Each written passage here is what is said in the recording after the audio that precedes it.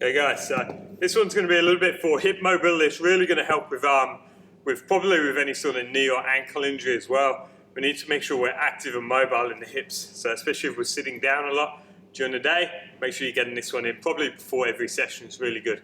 In the past we've done variations like standing hip circles, quadruped hip circles. This is just going to place a little bit more focus on individual parts, all right?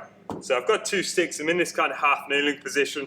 I've got two sticks here. These are out straight in front of me. It can't be too far back because my knee is going to rotate around this, okay? So from here, out straight in front of me, I'm driving these into the floor. To start off with, I'm just going to come into hip flexion, okay? So from here, I'm going to drive my knee up high as you can. Hold that position for 1 or 2 seconds. Then we're just going to come into internal rotation.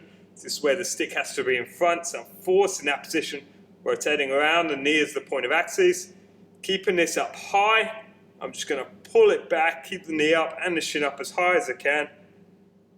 Force it back and back in again, keeping it rotated.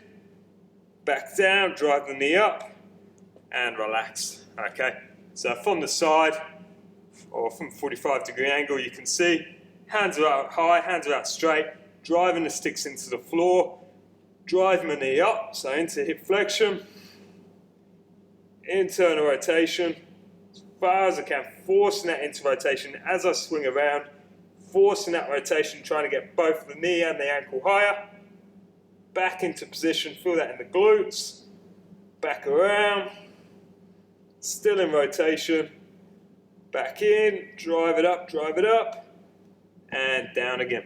Okay, so really good for hip, really good for working up kind of that half cars, that controlled articular rotations.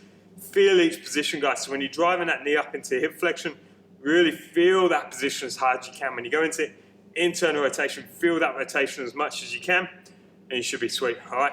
If you haven't got 2 sticks, obviously not everyone has, you can just use a bench, a chair, a countertop, whatever you've got. You don't want to be struggling with balance for this one. So we want to focus on what we are focusing on, which is the hip mobility and that controlled articular rotation, okay? So if we're losing balance when we lift it up, we're not focusing on what we want to. So make sure you've got something to balance, a foam roller, ledge, wall, whatever you can, just to make sure you can focus on that hip movement, all right?